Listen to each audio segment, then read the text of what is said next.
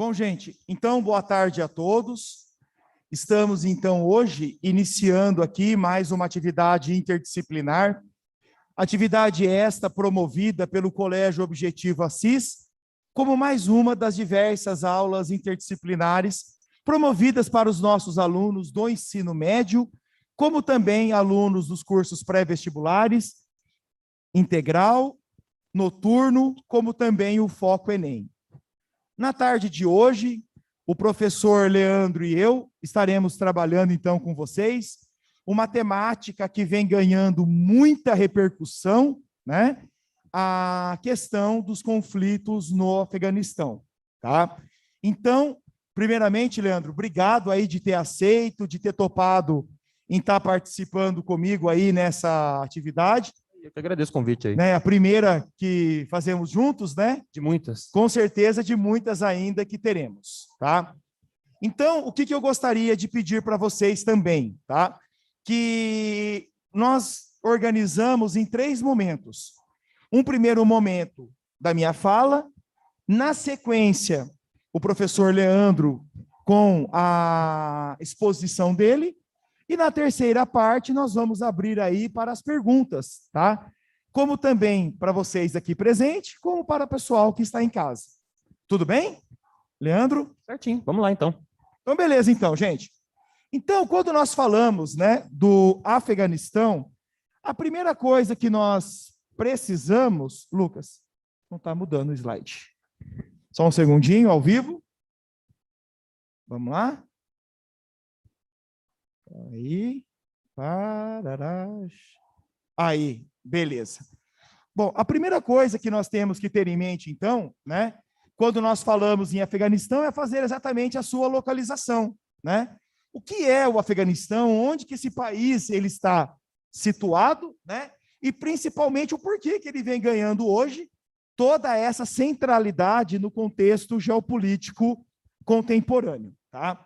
Então, o Afeganistão, pessoal, é esse pequeno país aqui, ó, vermelho que vocês estão vendo aqui no mapa, tá?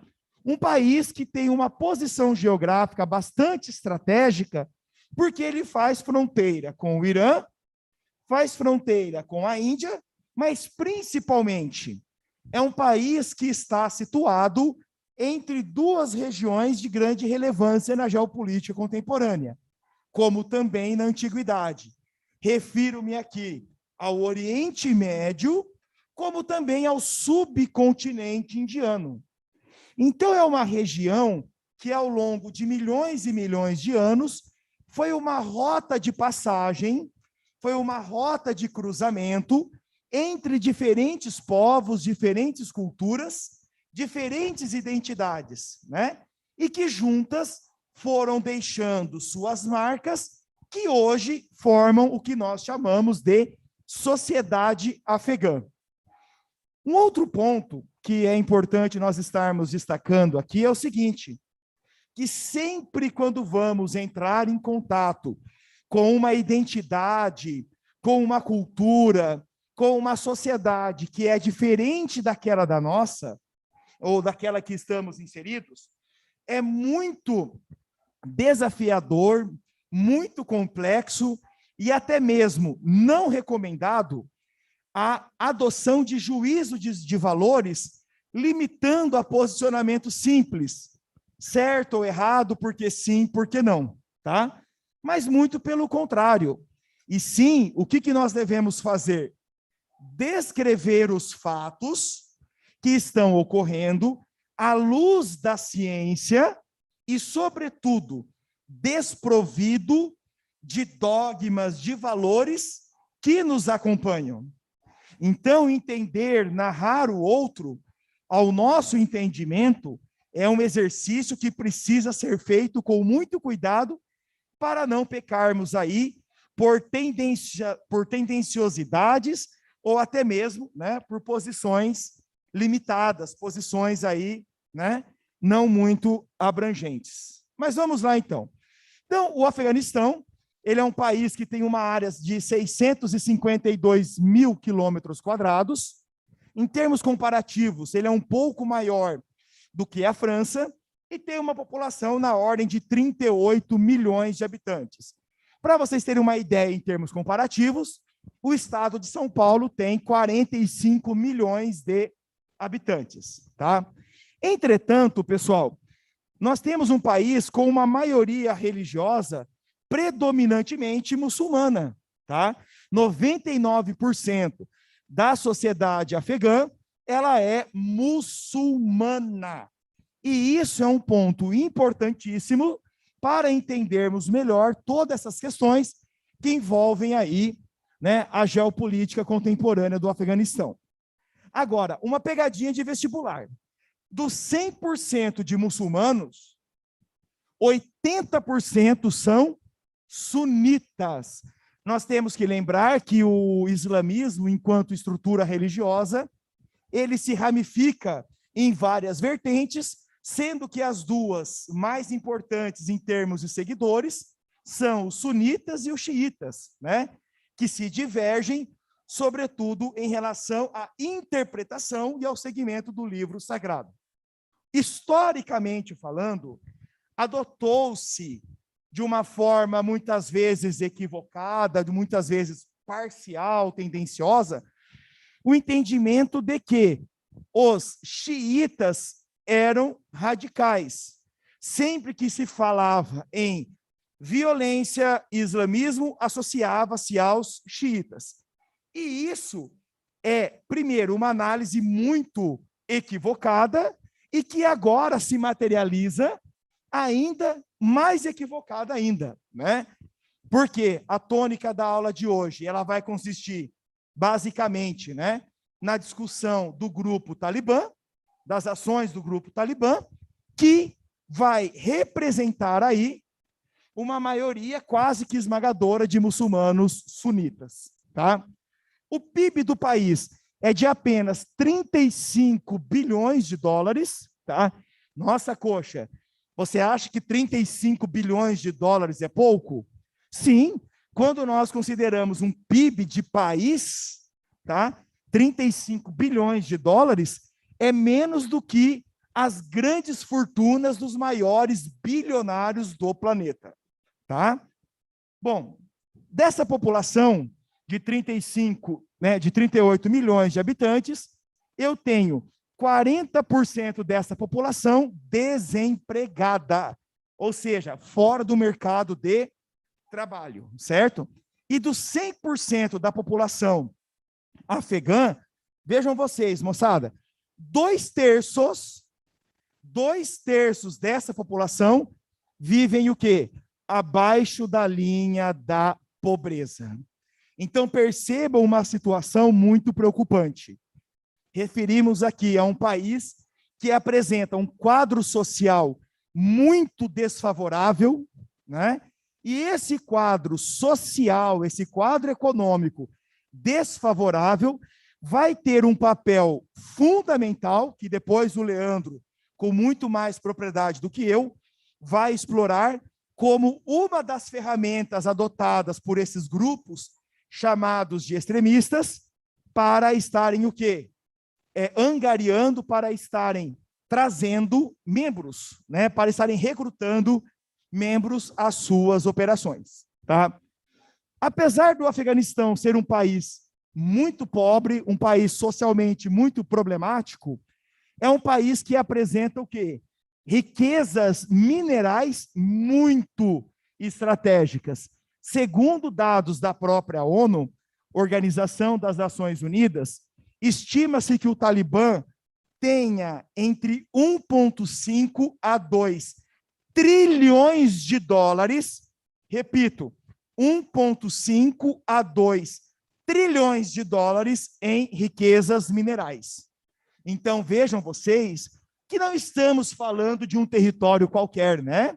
Estamos falando aí de um território, estamos falando de uma região que, apesar de usarem o aspecto religioso para justificarem muitas ações, muitos atos, né, de atrocidades, nós temos também o quê? Fatores econômicos que têm um peso muito grande aí nesta conjuntura de iniciativas. Bom, a economia né? Baseia-se, então, numa agricultura e numa pecuária muito modesta, isso é verdadeiro, que é o suficiente tão somente para quê? Para o atendimento das demandas internas do país.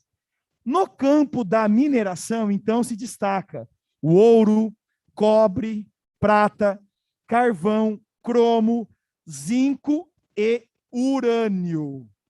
Urânio, ou seja, um país aí que tem uma condição, né, muito privilegiada em relação aos recursos naturais, tá? E ainda existe um outro produto que daqui a pouco vocês vão entender melhor, que é o cultivo da papoula, tá? A papoula, que é a matéria-prima usada, né, no processo de produção do ópio, que é a matéria-prima usada na produção de heroína, tá? O Afeganistão é um dos maiores produtores e exportadores de heroína para o mundo, principalmente para países do hemisfério norte, tá? Já que a heroína é uma droga menos consumida nos chamados países do sul, tá? E essa heroína que é produzida, processada e exportada clandestinamente, inclusive pelo próprio Talibã, vai representar o quê? A principal fonte de recursos para o financiamento de suas ações. Então, vejam vocês já os primeiros contraditórios. De um lado, nós temos um grupo que se apresenta como fundamentalista, que se apresenta como opressor, não apenas aos direitos das mulheres, mas aos direitos universais humanos, um grupo que condena veementemente o consumo de produtos como, por um exemplo, o álcool, mas temos um grupo que se financia com base na produção e exportação clandestina de uma droga extremamente viciante, que é a heroína. Então, vejam vocês os contraditórios. Isso, meus amores, cabe também para entendermos um ponto que várias vezes já debatemos em aula, que é a questão, o uso de identidades, o uso de ideologias religiosas para sustentar, financiar, né, ações, para esconder ações que visam efetivamente interesses econômicos, interesses políticos, né, interesses de poder. Então, vamos ficar aí bastante criteriosos com essa questão. Bom, mas como tudo isso, né, começou? Deixa eu arrumar aqui a tela, só um minutinho.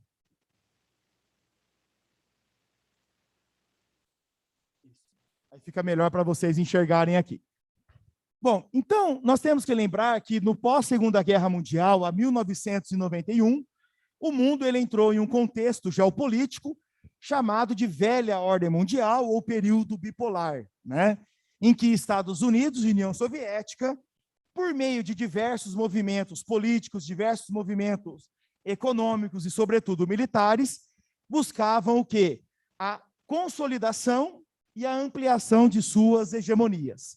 E, como decorrência desse período, vários conflitos, né, ocorreram. Destacamos aqui, por um exemplo, a Guerra da Coreia, destacamos a Guerra do Vietnã, destacamos aqui a própria Revolução Cubana, destacamos aqui as várias ditaduras, né, os vários conflitos entre capitalismo e socialismo que se desenvolveram não só na América Latina, mas também no continente africano. E aqui, no caso do Afeganistão, não foi diferente, tá? Após sucessivos golpes e disputas pelo controle político do Afeganistão, em 1978, preste atenção nisso, Nur Muhammad Taraki é elevado à condição de presidente do país.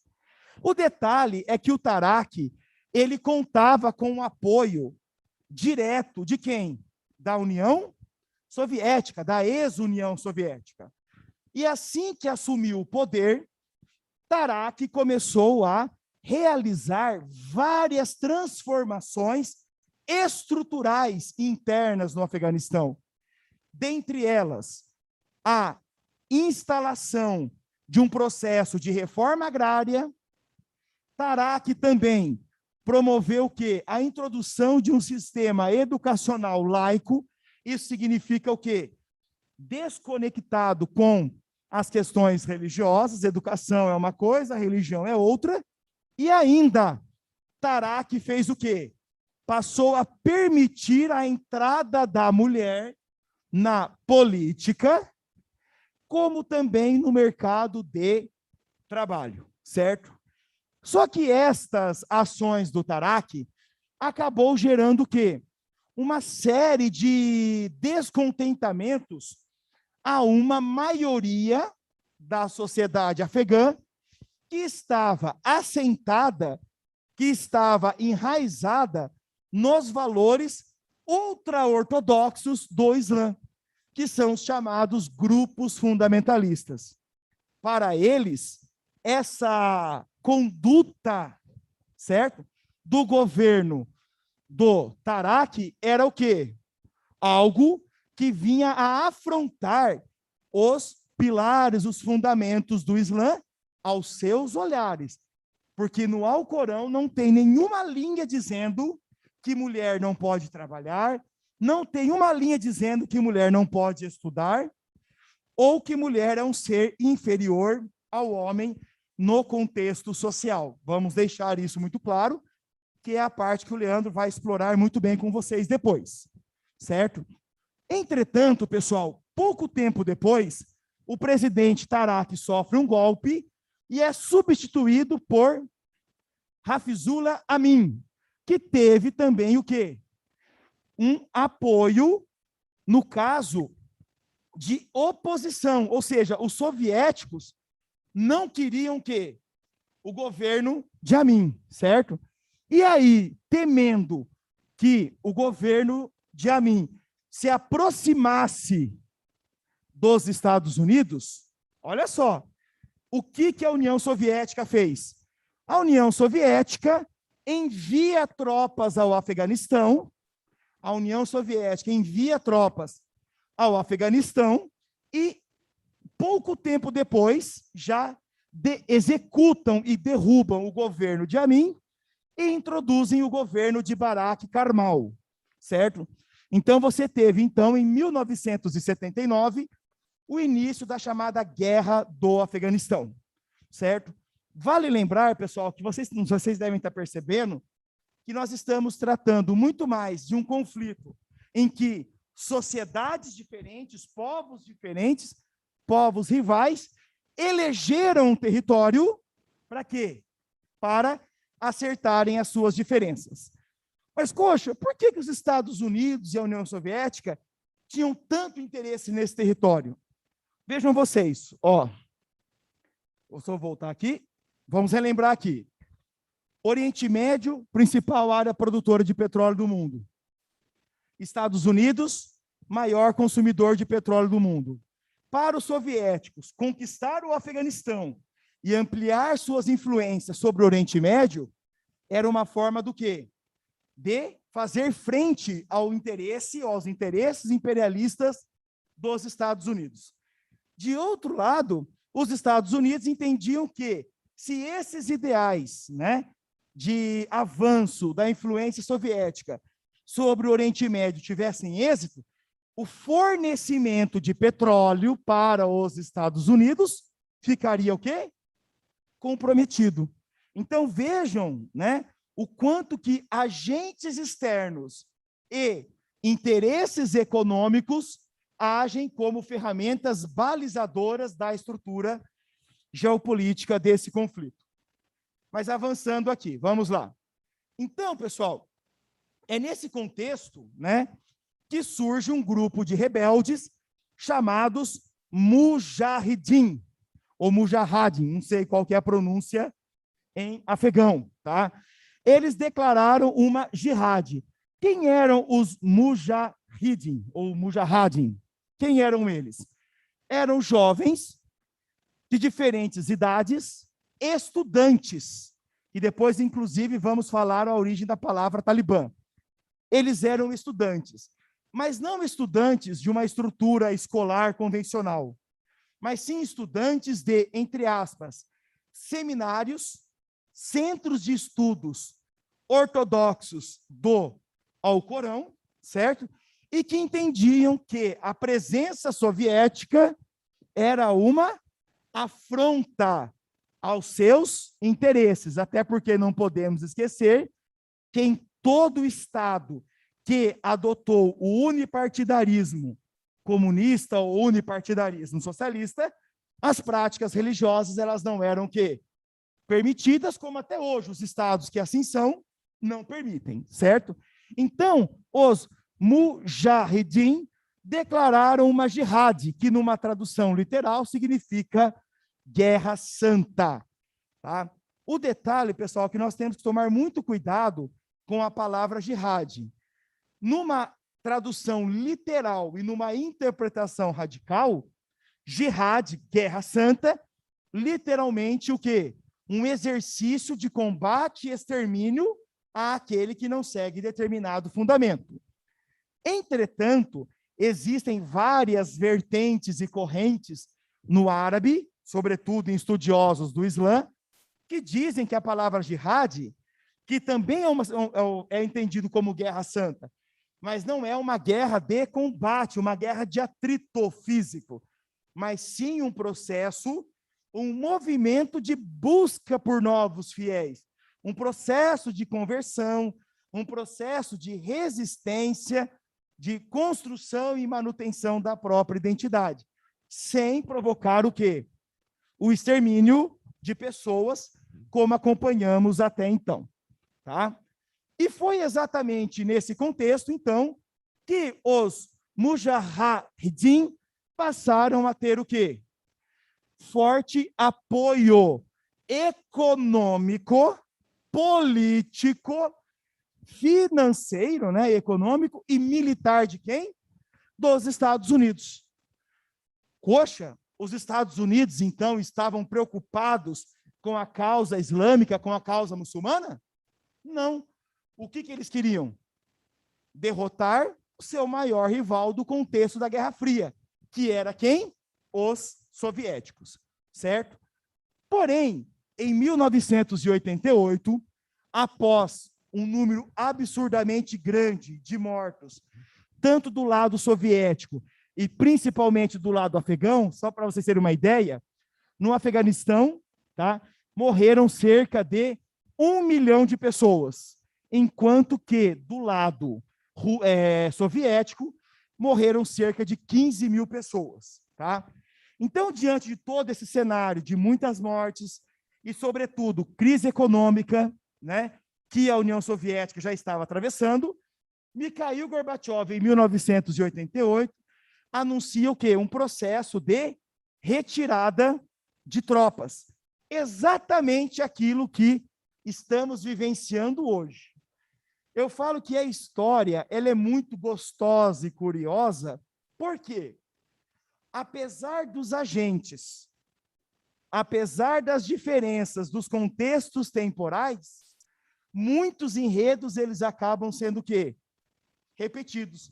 Então, essa mesma cena de caos no aeroporto de Cabul, que estamos assistindo diariamente pela televisão, hoje, foi ocorrida exatamente igual em 1988 e principalmente em 1989, certo?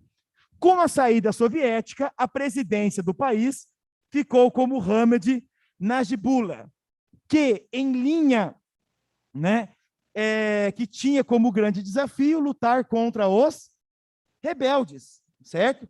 Que queriam, desde então, já a instalação, a implantação de um Estado teocrático orientado pelos fundamentos do islamismo, certo?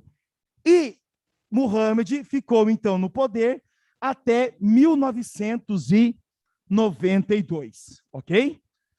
De 1992 a 1996, o Afeganistão ele viveu um momento, digamos, de, entre aspas, apagão político. Isso quer dizer o quê?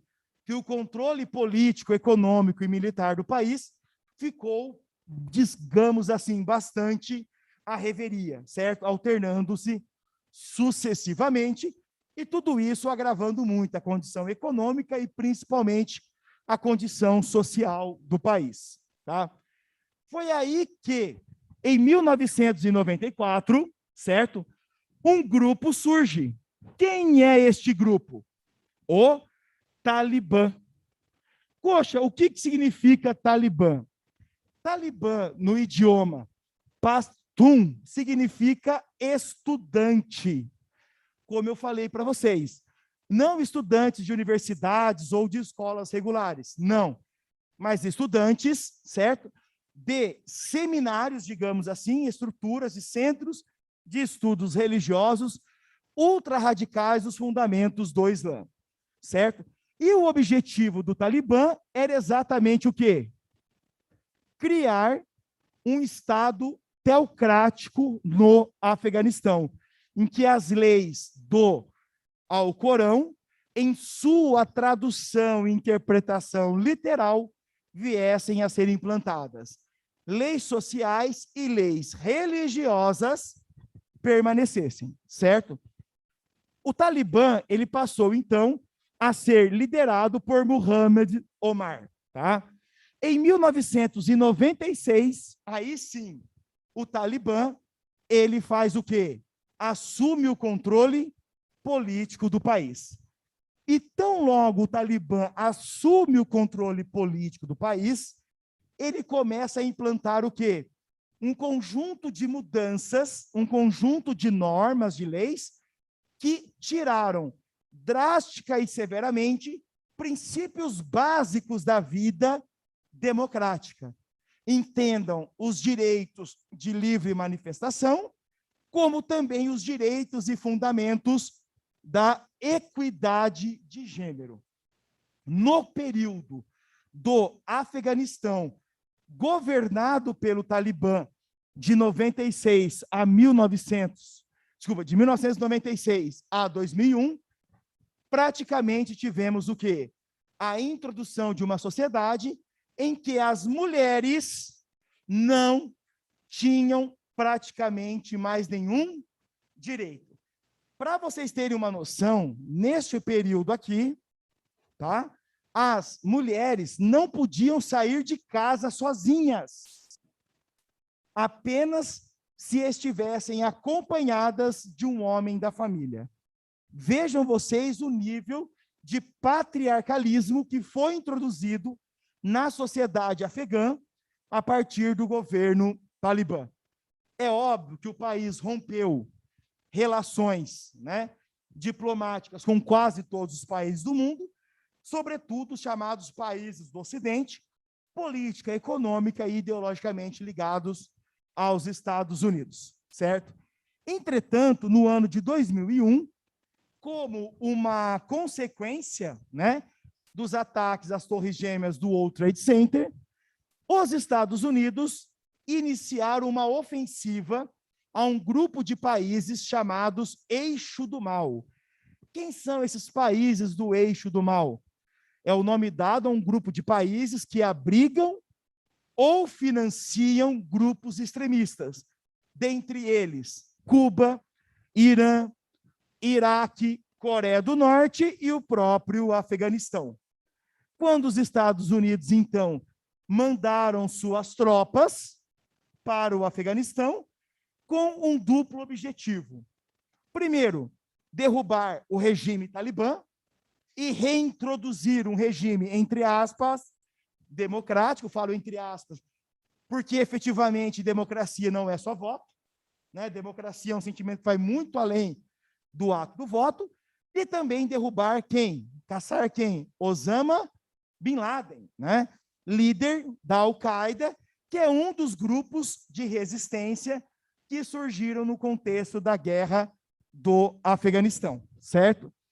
Vale lembrar aqui, pessoal, só a título de curiosidade, pegadinha de vestibular, apesar de Osama Bin Laden ter sido radicado, né, enquanto sua organização extremista, Al-Qaeda, no Afeganistão, duas curiosidades para quem for prestar vestibular de UEM que pode aparecer. Nacionalidade de Bin Laden. Ele era árabe saudita e o Bin Laden foi pego no vizinho Paquistão. Então, ficam aí essas duas curiosidades, essas duas informações complementares, pensando aí em termos de vestibular. Tudo bem? Bom, Coxa, os Estados Unidos derrubaram os talibãs. Significa que eles deixaram de existir? Não. O que os talibãs fizeram? Eles se refugiaram para as áreas montanhosas do país, tá? Tem um ditado popular que diz assim: queira você cair nas garras de uma águia, queira você ter a ira de Deus, queira você cair nos dentes de um leão, mas não queira você ter o ódio de um afegão. Exatamente isso, porque é um povo que, ao longo da história, vários foram os movimentos de tentativas de diferentes agentes externos em controlar esse território. E até hoje, nenhuma experiência, nenhuma movimentação dessa tentativa foi dada aí de uma forma exitosa à luz do conquistador, tá? Então, por isso que eu faço aí esta observação. Bom, o Afeganistão, então, no tempo dos Estados Unidos, podemos dizer, então, que foi uma sociedade que gradativamente ela foi o quê?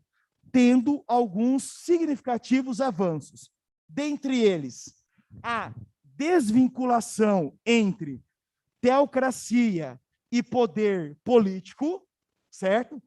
Também tivemos a reconquista de vários direitos de equidade, sobretudo no caso da mulher, certo?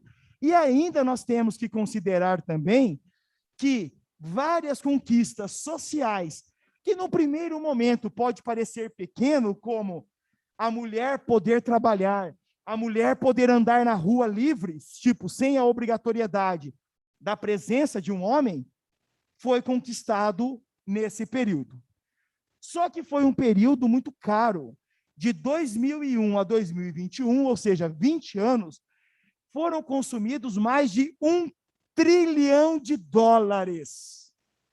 Mais de $1 trilhão, envolvendo desde financiamento bélico, como também a reconstrução do Afeganistão. Só a título de curiosidade, fazendo correção de juros e taxas, foi mais do que o valor gasto em todo o processo de reconstrução da Europa no pós-Segunda Guerra, para vocês terem uma noção de valores, tá? Então, nesse contexto, é importante lembrar, então, né, que o Talibã, ele nunca deixou de existir. Ao contrário, ele foi o quê? Gradativamente se fortalecendo, gradativamente se reestruturando, até que no ano de 2020, o ex-presidente dos Estados Unidos, Donald Trump, anuncia: vamos iniciar o processo de retirada das tropas estadunidenses. Por quê?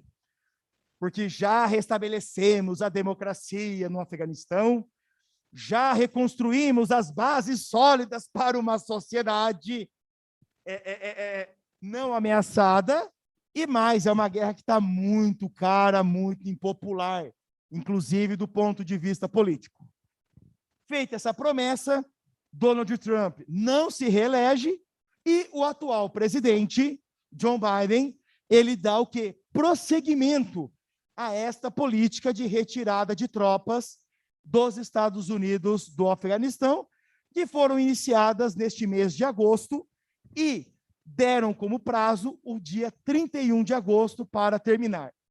E foi exatamente nesse momento de enfraquecimento do Estado talibã, do controle, do Estado afegão, da política afegã, é que o grupo talibã passou a ter o quê?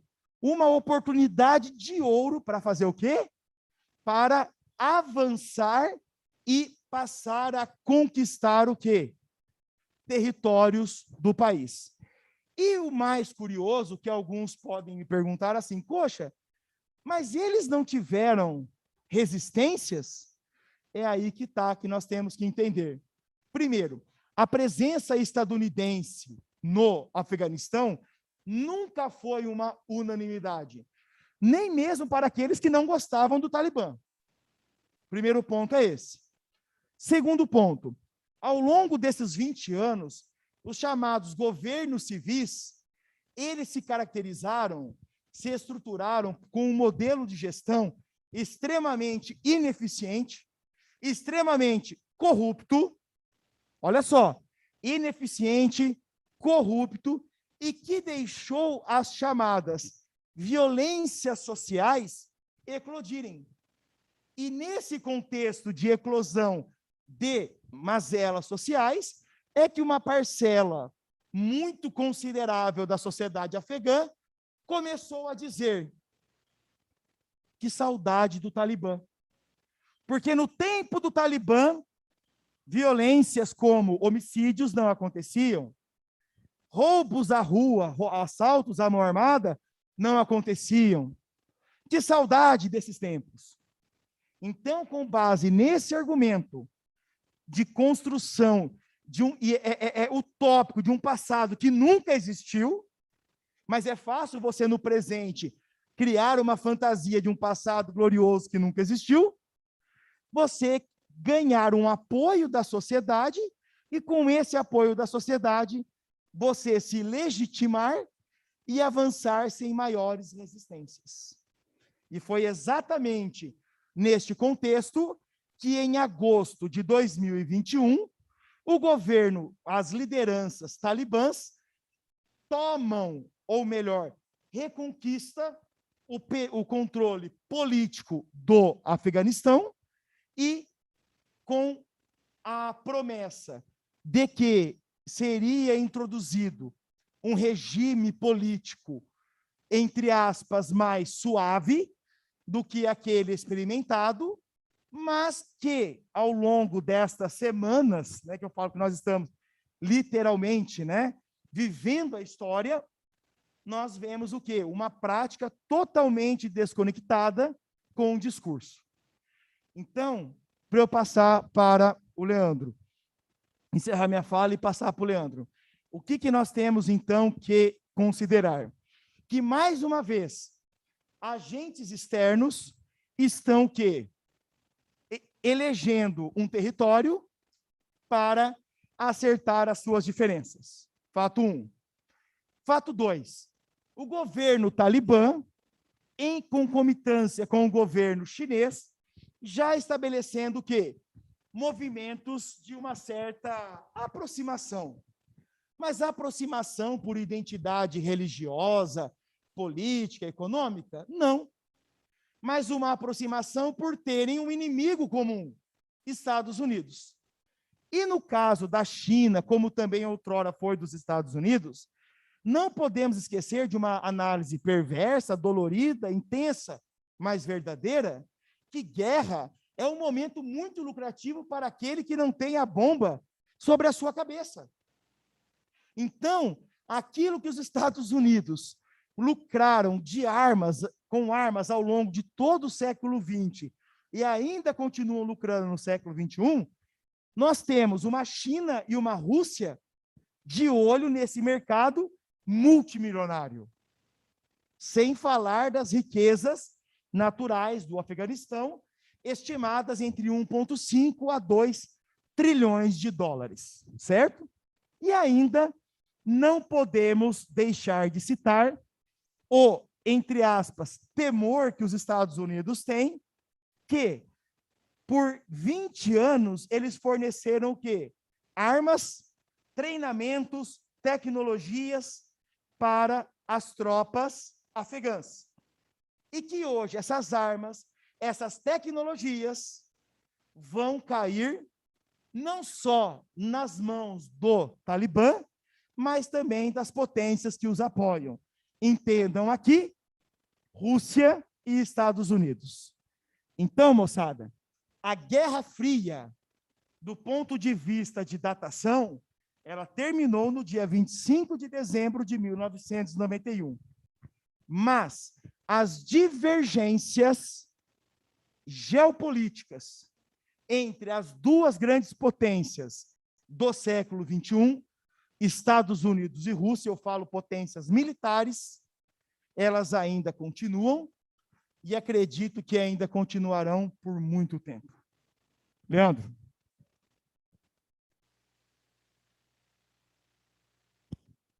Então vamos lá, né?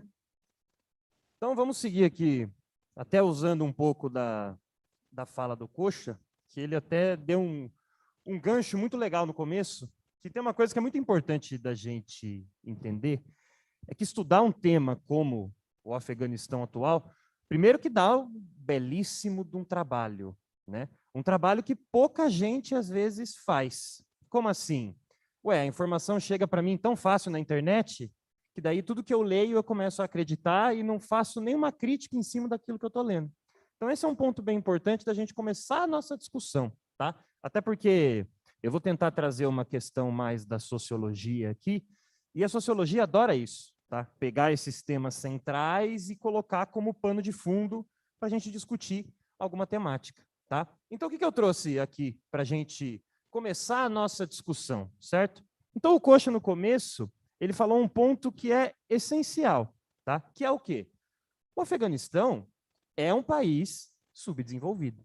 É um país pobre que tem características de um país subdesenvolvido. Então, a grande questão da discussão social é que a gente tem que tomar bastante cuidado, porque às vezes a gente foca em alguns pontos e esquece dessa questão macro. O Afeganistão é um país que tem problemas de acesso à educação, acesso à saúde, falta de infraestrutura, ou seja, a discussão social lá é muito mais complicada do que a gente acha. Tá? É uma região, como o Coxa falou, que já passou por muitos conflitos, dominação de vários povos diferentes, interesses geopolíticos externos ao próprio país, ou seja, a gente tem uma problemática imensa para entender nesse país. Tá? Qual que é o ponto que eu quero partir? Tá? Eu coloco dois dados aqui, que são dois dados que a galera está comentando muito ultimamente, então eu queria partir a partir disso. Tá? Mas por que a partir disso? Então vamos lá. Primeiro, que o Coxa colocou muito bem que no Alcorão a gente não tem nada que coloque a mulher nessa posição social catastrófica como o Talibã está colocando. Então aí a gente já começa num ponto importante. Tá? Por que então que a gente está vendo isso agora? E vamos lá que a gente não está vendo isso agora, a gente tem essa construção desse lugar da mulher na sociedade em vários países do mundo. Mas por que a gente vê alguns lugares que é pior, alguns lugares que a coisa está melhorando? Então vamos entender a partir dessa ótica. Tá? O que eu quero trazer aqui para a gente? Tá? Então vamos lá. Para a gente entender um pouco dessa discussão, a gente primeiro precisa quebrar alguns pensamentos que a gente costuma ter, né? Que essa coisa da gente querer analisar uma sociedade diferente, a gente querer entrar nessas discussões, é sempre complicado, porque a gente mora numa sociedade completamente diferente do que a gente tem ali naquela região da Ásia. Então, só aí a gente já começa com um grande problema, tá? E onde que está o grande problema disso aqui? Então, vamos tentar primeiro fazer um panorama geral, certo? Depois do 11 de setembro, lá em 2001, a gente começou a entrar num momento muito complicado para esse tipo de análise, tá? Uma coisinha que a gente chama de islamofobia tomou uma forma global gigantesca, tá? E quem é o grande responsável pela islamofobia ter tomado essa forma? Ah, e os Estados Unidos? Também, mas uma outra coisinha que, ó, vestibular ama, mídia, tá? Qual que é o papel da mídia para espalhar essa islamofobia pelo mundo? Para fazer com que a gente não consiga compreender os assuntos da forma com que eles têm que ser compreendidos. Por quê? A partir de 2001, a gente acabou criando um mundo em que a gente encontrou o inimigo. Quem era o inimigo? O Islã, o muçulmano, e muitas vezes associações mais abertas, o árabe, coisas que a gente parou de entender quase tudo. Ah, o que é Islã, o que é árabe? Ficou aquela bagunça toda. Quem colaborou muito com isso, e eu adoro essa parte, é o cinema. Se você pegar o histórico do cinema americano, o que a gente percebeu? Que lá nos anos 50, anos 60, a gente tinha muito filme da Segunda Guerra Mundial, né, para demonstrar aquele heroísmo dos Estados Unidos naquele conflito. Nos anos 70 e nos anos 80, quem que era o inimigo do mundo? A União Soviética. Época lá dos filmes de espião, 007. Nos anos 90, com o fim da União Soviética, a coisa ficou interessante. Por quê? Porque não tinha mais, se a gente parar para pensar, esse inimigo global. Foi uma época que os Estados Unidos fez um monte de filme de ET. Assistiram Independence Day? Que, inclusive, é um filme fantástico, né? Que quem salva o mundo é o presidente dos Estados Unidos no dia 4 de julho. Né? Não tinha mais inimigo na Terra para os Estados Unidos. Os Estados Unidos inventou um inimigo externo. A partir de 2001, o cinema ganhou um prato cheio. Aí vai começar a sair vários filmes com essa temática. O terrorista. Só que a gente não enxergava o terrorista. A gente enxergava quem? O muçulmano, o islã, o árabe, a pessoa que mora naquela região que muita gente malemar nem sabia onde ficava. Mas a gente cria esse novo inimigo. Então, a partir de 2001, a gente vai ter essa mudança social muito sensível nessa visão. E aí que a gente vai começar a entender.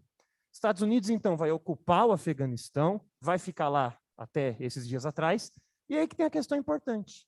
Eu abri a minha fala falando que o Afeganistão era um país pobre. Legal. E os Estados Unidos ficou lá há 20 anos. Como é que os Estados Unidos deixou o Afeganistão? Um país ultra desenvolvido? Apesar de ter feito grandes avanços, o Afeganistão continua um país com imensas dificuldades financeiras, sociais, e agora a gente está vendo um novo agente externo chegando, que é a China, e agora a gente vai começar um segundo processo para o desenvolvimento dessa nação. Qual que talvez seja o grande ponto aqui? Tá? Os Estados Unidos, então, sai do Afeganistão e deixa, para alguns analistas políticos, até em algumas formas, até pior, falando economicamente, porque criou uma dependência e agora está saindo fora e deixando esse país completamente solto. Mas, num sentido, para a gente fazer uma discussão mais próxima, é qual? Quando a gente vê, né, na verdade, vamos voltar um pouquinho. Quando a gente viu a crise migratória dos sírios, né, ali no período da Guerra Civil Síria, eu lembro que a gente falava disso até em sala de aula, ouvia muita gente na internet comentando o quê?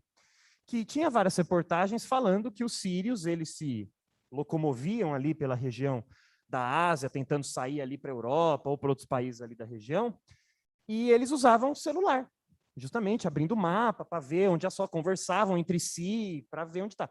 Um monte de gente achou isso fantástico. Nossa, eles têm celular?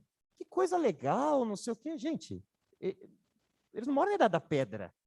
Isso aqui acabou criando um outro processo para a gente, que a gente enxerga essa região do mundo, parece que num atraso. Mas como é que é lá no Afeganistão? Ah, lá todo mundo mora em casa de barro, tá todo mundo passando. Espera aí, pessoal, lá eles também têm smartphones, eles estão nesse mundo globalizado que a gente conhece.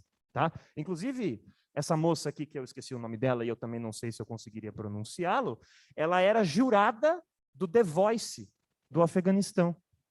E eu falei isso esses dias, não sei para quem a pessoa ficou, mas tinha The Voice no Afeganistão? Mas por que não pode ter The Voice no Afeganistão? Eles também têm direito, eles têm cultura, têm outras coisas lá, é um país normal. Tá? Ela foi uma das primeiras a fugir. Tá? Hoje, se eu não me engano, ela está no Catar. Tá? Ela pegou um dos primeiros aviões norte-americanos para sair do país, porque ela depois ela deu uma entrevista falando, eu não sinto que os talibãs vão cumprir isso que eles estão falando, de que essa coisa agora vai ser diferente, que a mulher vai ter um outro papel na sociedade. Ela foi uma das primeiras a sair do país. Mas o que eu acho legal aqui são 2 pontos. Quais? Primeiro, como que as mulheres não estão colocando fé nenhuma nesse discurso de que a coisa vai ser diferente. E outra, como que muita gente fica espantado quando descobre que tinha The Voice no Afeganistão.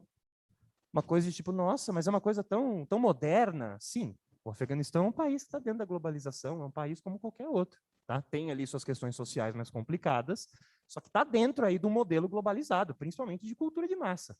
Tá? Então, isso que é um ponto que eu acho bem interessante. E, como a gente colocou, estudar essa história é muito difícil. E compreender essa sociedade afegã é mais difícil ainda. Mas vamos fazer um exercício mental aqui, certo? O Coxa falou que realmente a gente não tem nada ali no Alcorão que coloque tudo isso em cima da mulher, como a gente está vendo o Talibã fazer, como fez antes está provavelmente fazendo de novo. Mas vamos pensar comigo. Se a gente pegar qualquer livro religioso do mundo e aplicar o que está escrito ali, literalmente, não existiria nenhuma sociedade como a gente conhece hoje. A grande questão é que dentro dessa fala nossa aí do Alcorão, do Talibã, tudo, tem um preconceito colocado em cima dessa fala. Tem um preconceito que a gente não percebe, mas a gente está julgando uma sociedade sem conhecer essa sociedade. A gente não está compreendendo o funcionamento dela. Então vamos tentar entender um pouquinho, tá? O que o Talibã fez, né, até 2001 e o que na teoria eles disseram que não vão mais fazer, tá? O que carambola é essa lei islâmica que falam que existe, que está fazendo aí todo esse alvoroço? Qual que é essa grande discussão? E aí vamos discutir isso de uma forma até um pouco sensível, porém necessário, tá? Vamos lá, então. O que é essa coisa que eles chamam de Sharia, né? Que seria essa lei islâmica? Isso aqui, na verdade, é um conjunto de normas para a vida, normas políticas. Isso envolve muita coisa. Eu coloquei alguns aspectos aqui que, na verdade, não são especificamente do Alcorão. Isso aqui é uma interpretação muito radical do que essa Sharia está lá no Alcorão. Então, tem coisas meio que para nós seria considerado besta, tá? Como assim? Então, por exemplo, não pode usar roupa ocidental. Tem que deixar a barba crescer. Legal. Mas vamos lá. Todos os casamentos são arranjados. Opa, aí a gente já está falando de liberdade individual, né? Além de eu não poder escolher, isso se você for mulher, óbvio, né? Você não pode escolher com quem você vai casar, o casamento vai ser completamente arranjado e não espere que o seu marido case só com você. Tá? Ele vai poder ter várias esposas, inclusive meninas de 10, 12 anos já estão começando a fugir porque o casamento já é aprovado nessa idade. Tá? Vamos continuar nessa fala aqui. Então, muito bem. Proibição de estudar para as mulheres, né? Lá em 2000, antes da queda do Talibã, os talibãs deixavam isso bem claro. Eles falavam, mas quem disse que a mulher não pode estudar? Ela pode estudar o Alcorão. Fora isso, não. Perceba a fala, já vamos chegar aí. Mulher não podia dirigir, e talvez isso volte agora. Não pode sair sem autorização e nem desacompanhada. No Fantástico de domingo, mostrou a entrevista de uma juíza que falava que ela pagava o vizinho dela de 5 anos de idade para sair com ela, porque se ela não tivesse com ele, ela podia apanhar de uma polícia do Talibã só porque ela estava sozinha na rua. Detalhe, ela era juíza. Tem ali um processo de formação super complexo, uma carreira que exige muito estudo, e ela não podia sair na rua simplesmente pelo fato de que ela era mulher. Então vamos lá, o que mais a gente consegue falar? Uso obrigatório da burca, tá? Que é aquela vestimenta que é de todas a mais radical, né? Que nem o olho você consegue ver, né? Fica como se fosse uma telinha aqui na frente. Só que qual que é a dinâmica que eu quero trazer fazendo tudo isso aqui? Então vamos lá, mas vocês falaram que isso aqui não está no Alcorão. Isso aqui é uma interpretação muito radical, uma interpretação da sociedade. Legal, mas quando a gente olha para o Afeganistão, isso aqui é muito nítido, é muito claro o papel da mulher na sociedade. Mas é muito fácil olhar para lá e esquecer de olhar para cá. Que sociedade no mundo não é uma sociedade patriarcal? É só lá no Afeganistão que tem isso. É só no mundo muçulmano que tem isso. Ou o mundo, ele ainda está muito preso nessa estrutura do patriarcado. Esse que é o grande ponto. É muito fácil olhar para lá e falar, olha que absurdo. Irmão, só que a gente vive num país que também tem vários problemas e para isso você fecha os olhos, né? Que falar mal dos outros é fácil, mas fazer mudanças internas, aí é complicado, né? Principalmente quando a gente está do outro lado da opressão.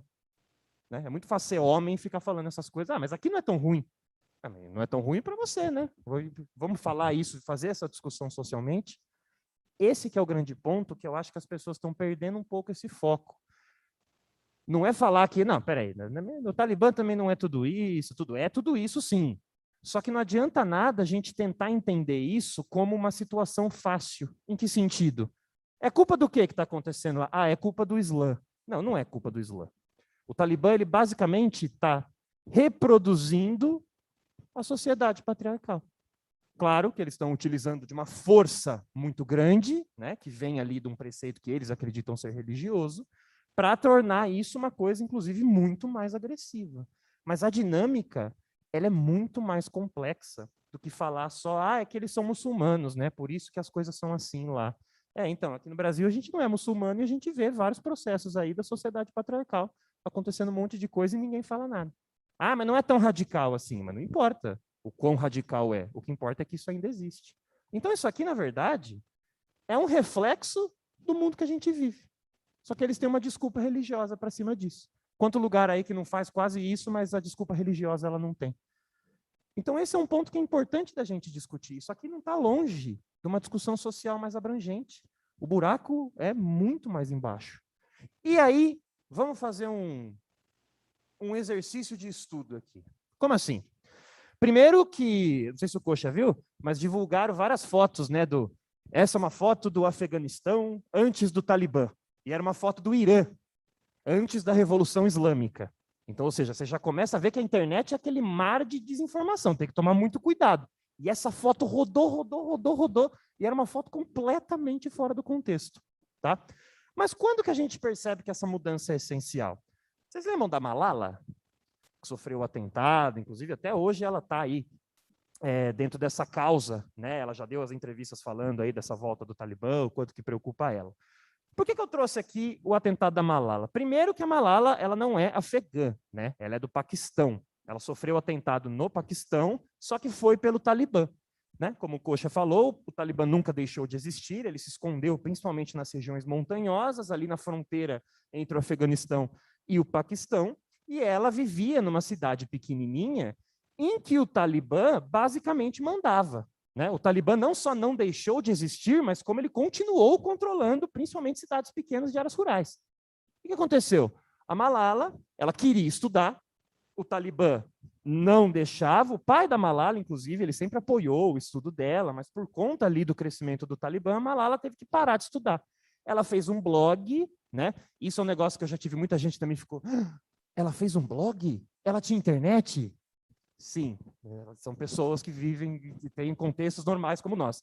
Ela fez um blog e começou a denunciar isso, começou a falar sobre a importância do estudo, de como que o Talibã ele era muito chato com essas questões, que as mulheres não podiam nem sair na rua, O que aconteceu? Um dia, voltando da escola, ela estava dentro de um ônibus, um membro do Talibã entrou no ônibus e deu, se eu não me engano, 3 tiros nela. Ela perdeu o movimento de metade da face, ela é surda de um ouvido, tudo, mas ela não morreu. O que aconteceu é que ela virou um símbolo dessa luta das mulheres contra, não o Talibã, mas contra essa opressão. Mas aí tem um ponto importante. A Malala não foi a primeira que morreu por causa disso. A Malala também não vai ser a última. Mas o ponto é, muitas mulheres e meninas morreram lutando por essa causa. Por que a Malala ela acabou dando esse tchan? Por que ela acabou ficando conhecida? Por 2 motivos muito claros. Primeiro, o momento histórico. Se isso aqui tivesse sido nos anos 90, isso estaria completamente apagado. E aí tem um outro ponto. A Malala ela tinha um blog. Ela estava na internet. Ela conseguiu denunciar isso. E isso foi para onde? Para o mundo inteiro. Por isso que a Malala acabou ficando muito famosa. Mas é o que eu falo, ela não foi a primeira que morreu. A primeira que morreu, ela não morreu, né? A primeira que sofreu o atentado. Muitas meninas morreram antes dela. Mas ela estava na internet, ela conseguiu denunciar isso de uma forma que nunca tinha sido vista. Isso que foi o importante dela. E ela, até hoje, é extremamente ativista. Não mora mais, né, no Paquistão, nem no Afeganistão. Mas esse ativismo dela teve muito esse papel da internet, teve muito esse papel da mídia, que é essencial. Aí, olha que legal, o papel da mídia que foi essencial para a gente entender essa causa. E é a mesma mídia que desinforma muitas vezes. E eu não vou nem falar que é uma mídia tendenciosa. É um cara que digita no Google lá para achar uma foto da matéria, acha uma foto tudo errada lá, coloca e nem sabe o que é. É isso, é essa produção em massa de notícia que parece que a gente tem, ainda mais de um assunto como esse, que está muito em pauta, né? Está muito em cima disso. E aí vamos fazer um exercício de desinformação. né? E esse eu acho bem legal. Essa mocinha aqui que vocês estão vendo, chama Clarissa Ward, ela é repórter-chefe da CNN, e ela já cobriu o golpe militar em Myanmar, ela é internacional, né? Então ela cobre os grandes eventos, e ela foi cobrir, né, essa reascensão do Talibã. O que aconteceu? Não sei se vocês viram essa foto, mas essa foto aqui, ela apareceu como, olha só o que já está acontecendo no Afeganistão. Ela antes estava assim, e agora ela tem que sair assim na rua. Aí o que fizeram? Perguntaram para ela dessa foto. Sabe o que ela respondeu? Ela falou assim, então, é que quando eu gravei isso aqui, eu estava num ambiente privado. Quando eu tirei essa foto, eu estava na rua. E aí ela falou, eu andava assim na rua do Afeganistão, mesmo antes do Talibã chegar de novo. Era uma questão até de respeito, eu não queria chamar muita atenção e tal. Só que essa foto aqui circulou na internet como sendo um negócio, nossa, olha que absurdo o que está acontecendo. E vamos lá, é um absurdo o que está acontecendo. Só que a gente tem que tomar muito cuidado em usar essas imagens, tá? Porque a gente acaba criando uma fake news meio sem querer, mas é importante, porque você recebe um negócio desse, nossa, olha o que está acontecendo, e se espalha de um jeito meteórico, e aí não tem mais quem segure. Tá? A grande dinâmica aqui é, como é que está essa questão lá agora? O porta-voz do Talibã já falou, tá, que não vai acontecer o que aconteceu antes, que as mulheres vão poder continuar estudando, vão poder dirigir, vão poder sair na rua desacompanhada, a burca só que eles não falaram nada, porque a grande dinâmica foi assim, não, as mulheres vão ter os seus direitos mantidos. Tá. Que direitos ele está falando? De que interpretação desses direitos da mulher ele está comentando? Isso ele não falou nada. Tá? Já teve manifestação de mulheres no Afeganistão, manifestações pequenas, até muito por conta do medo, ainda que está muito forte, o Talibã ainda está chegando, então muita gente armada na rua, ainda é um processo que está muito atual. Tá? Inclusive já teve aí alguns reflexos atuais. Ontem teve a abertura, né, das Paralimpíadas e o Afeganistão não foi. Não conseguiu mandar os atletas por conta da crise que está nos aeroportos, das pessoas tentando fugir do país. A bandeira do Afeganistão entrou mesmo assim, né? Teve uma homenagem ali, uma palavra de força ali para o que os afegãos estão passando. Mas a grande dinâmica é, o que vai acontecer, ninguém sabe. O Coxa terminou falando ali de tópicos importantes, né? Que isso vai gerar uma crise migratória, isso vai gerar uma nova geopolítica regional. Só que o detalhe é que a gente está vivendo esse processo. Né? E isso aqui é um pano de fundo para muitas discussões. Tá? A grande dinâmica aqui é como que isso vai se desenrolar no curto prazo e como que o mundo vai passar a enxergar esse processo. China e Rússia já se posicionaram claramente, né? Não, a gente vai ver o que vai acontecer e a gente vai ali. Os Estados Unidos já está se afastando, a gente está vendo toda uma mudança geopolítica regional e a gente está fazendo essa discussão muito forte aqui em cima, né? Só que para o afegão da zona rural, que está com dificuldade até de comer, que não tem acesso à energia elétrica, eu te garanto que esse cara não está preocupado se vai ser Estados Unidos ou China que vai ficar lá. Esse cara só quer almoçar no outro dia. Esse cara está muito preocupado que o filho dele está gostando de tudo isso.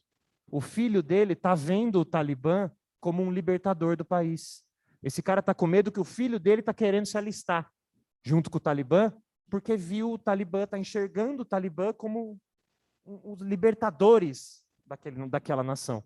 Ou seja, a discussão ela é muito mais ampla e complexa do que a gente está conseguindo fazer. Né? É aquela dinâmica clara. Discutir um país tão distante, com uma complexidade tão grande, é muito difícil. Mas aí eu falo duas coisinhas para vocês. Primeiro, isso é um pano de fundo maravilhoso para cair em vários vestibulares que vocês prestem.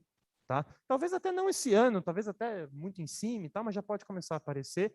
E cuidado quando vocês forem estudar isso aqui. Tá?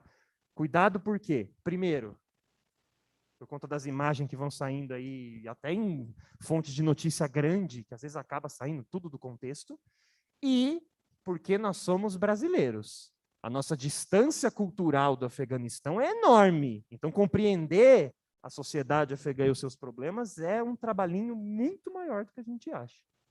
Beleza? Poxa, quer apontar alguma coisa? Bom, gente, então, terminada, né, a segunda parte da nossa atividade, abrimos agora, então, né, professor Leandro e eu, para as perguntas. Se vocês aí têm alguma, pessoal que está em casa nos acompanhando, como também vocês aqui presentes, né, se tem alguma questão, alguma dúvida, algum ponto que vocês queiram fazer, algum comentário? Nada? Entenderam tudo? Beleza? Bom, então aqui, Leandro, podemos então, né, Podemos. encerrar. Agradecer mais uma vez o Colégio Objetivo Assis, né, por não ter medido esforços, né, para a realização aí dessa atividade. Também um agradecimento especial aí ao Lucas por todo o apoio técnico, né, para poder viabilizar essa transmissão síncrona, né? E mais uma vez aí agradecer a todos vocês que estão aqui presentes, como também aqueles que estão acompanhando em casa. Essa aula é gravada, tá? Foi gravada, depois nós vamos transmitir para vocês também. E tenham a certeza que tudo isso foi feito pensando única e exclusivamente em oferecer aí o melhor produto, o melhor serviço a vocês, tá bom? Então, gente, muito obrigado. Certo? Fiquem com Deus aí. Boa aula aos que tiverem mais aulas pela frente. E amanhã já damos continuidade em geografia normal. Beleza? E a atualidade está acontecendo, né? O mundo não está parando. Todo dia. Tchau, gente. Até. Valeu.